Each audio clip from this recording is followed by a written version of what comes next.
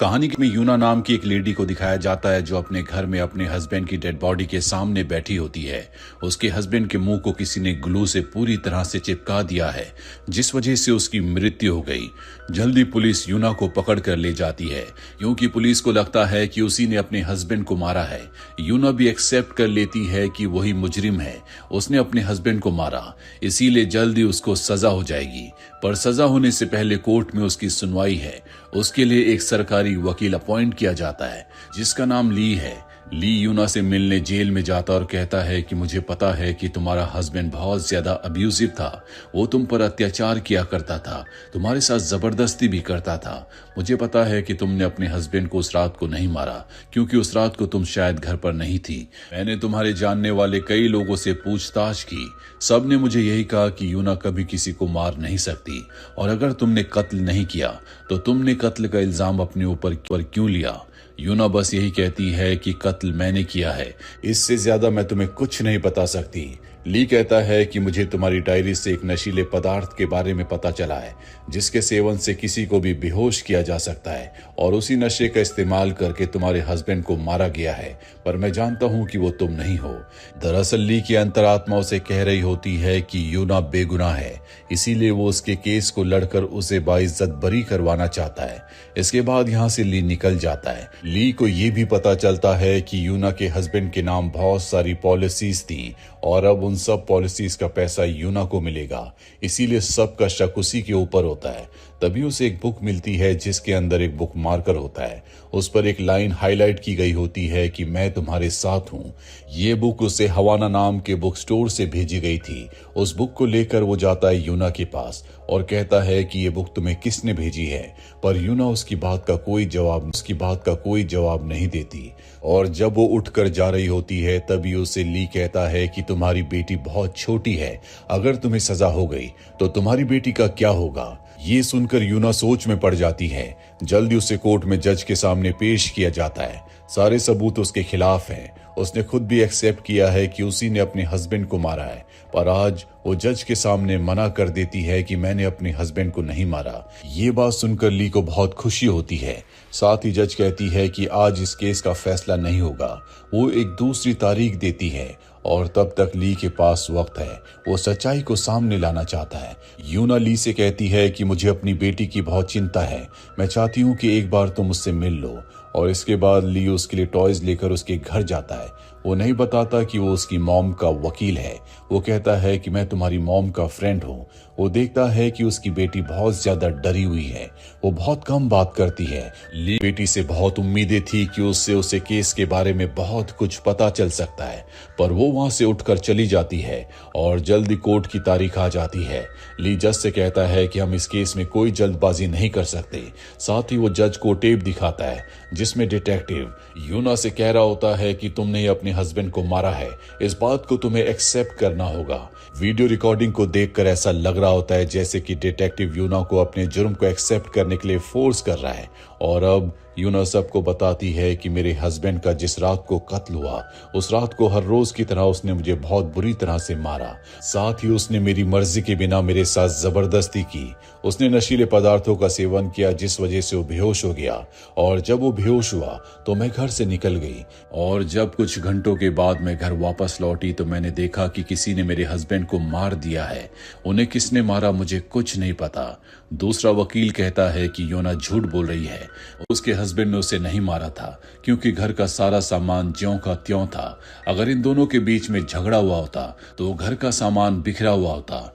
जज एक और तारीख दे देती है, और इस तारीख के बीच में यूना के हस्बैंड की सिस्टर उससे मिलने के लिए आती है और कहती है कि मैं तुम्हें इस केस से बचा सकती हूँ, पर इसके बदले तुम्हें अपनी बेटी की कस्टडी मुझे देनी होगी।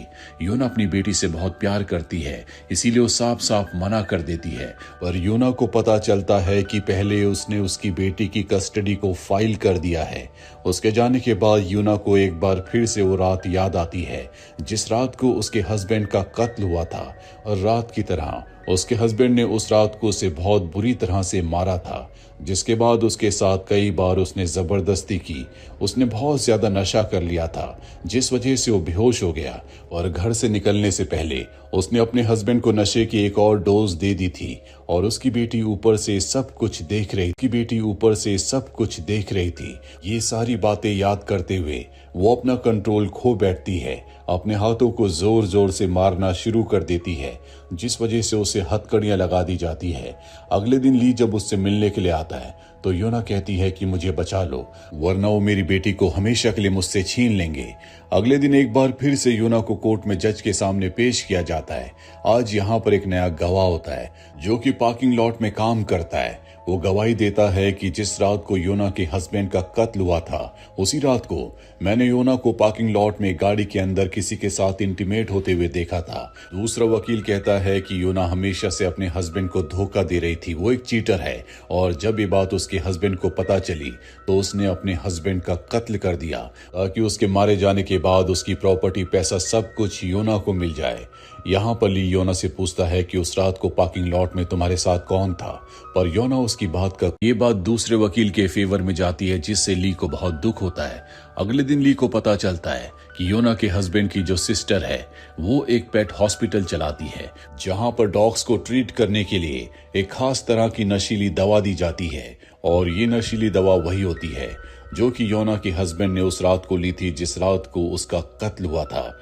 वो अपनी गर्लफ्रेंड को उस हॉस्पिटल में भेजता है ताकि इस बात को कंफर्म किया जा सके।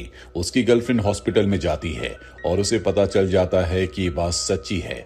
उस दिनों के बाद जब कोर्ट में एक बार फिर से योना को पेश किया जाता है तो योना के हस्बैंड की सिस्टर वहां पर गवाही देने के लिए आती है और कहती है कि मेरा भाई बहुत ही अच्छा था, योना उसे चीट किया करती थी, जिस वजह से इन दोनों के बीच में लड़ाई झगड़ा होता रहता था। और एक दिन गुस्से में योना ने मेरे भाई को मार दिया।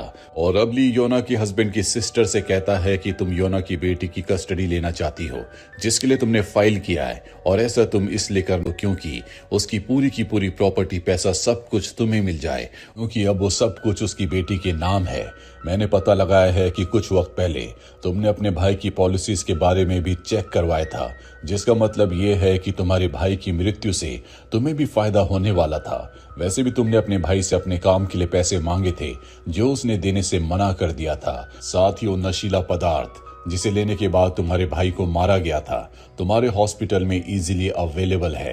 हो सकता है कि तुमने अपने भाई को नशीला पदार्थ दिया हो, जिसके बाद तुमने उसे मार दिया। यहाँ से केस एक नया मोड़ ले लेता है। अगले दिन योना के हस्बैंड की सिस्टर अपनी नीस से मिलने के लिए जाती है और कहती है कि मुझे बताओ कि उस रात को क्या हुआ था। दरअसल उसे सब कुछ पता है, पर वो बहुत ज्यादा डर जाती है, जिस वजह से वो बेहोश हो जाती है। और जब उसे हॉस्पिटल में एडमिट किया जाता है तो वहां पर ली उससे मिलने के लिए आता है और उसे विश्वास दिलाता है कि जल्द ही तुम्हारी मॉम हमेशा के लिए तुम्हारे पास वापस आ जाएगी। वो कहती है कि मुझे अपने डैड बिल्कुल पसंद नहीं थे, वो एक मॉन्स्टर थे जो आज भी मेरे सपनों में आकर मुझे डराते हैं। मैंने अपनी मॉम से वादा किया था कि उस रात को जो कुछ हुआ था मैं कभी किसी को नहीं बताऊंगी। ली को पता है कि ये दोनों कुछ न कुछ छुपा रहे हैं। वो देखता है कि योवाना की बेटी के लिए किसी ने बुक भेजी है और जिस बुक स्टोर से बुक आई होती है उसका नाम हवाना होता है। ये वही बुक स्टोर है जहां से पहले भी एक बुक आई थी, जिस पर एक लाइन को हाईलाइट किया गया था, जिस लाइन पर लिखा था मैं तुम्हारे साथ हूँ।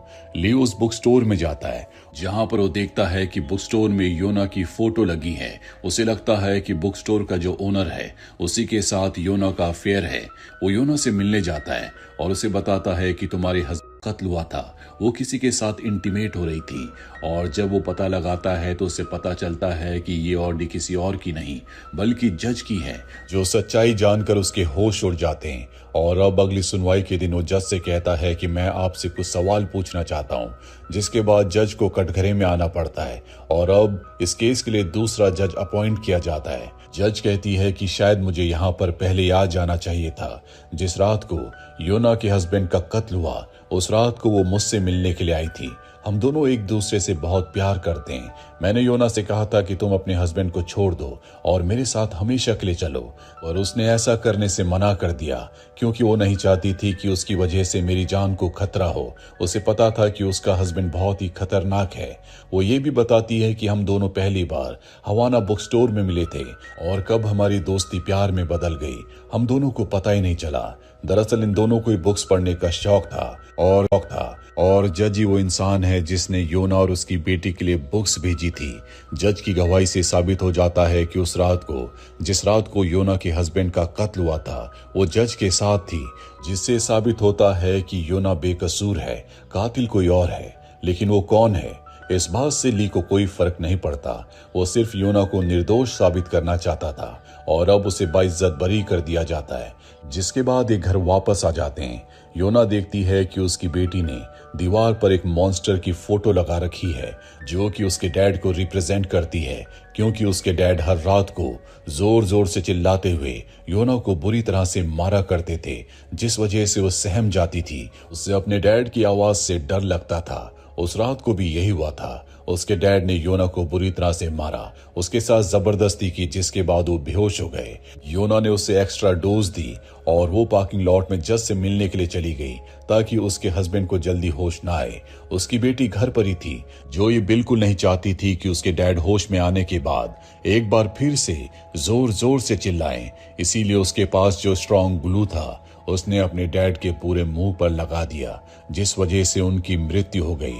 योना जब घर आई तो उसने देखा कि उसकी बेटी की वजह से उसके हस्बैंड की मृत्यु हो गई है। उसने उसके हाथ धोए, सारे सबूत मिटा दिए और उसका इल्जाम अपने ऊपर ले लिया। उसे अच्छी तरह पता था कि उसकी बेटी को ये नहीं पता था कि ग्लू लगाने के बाद उसके डैड की मृत्यु हो जाएगी।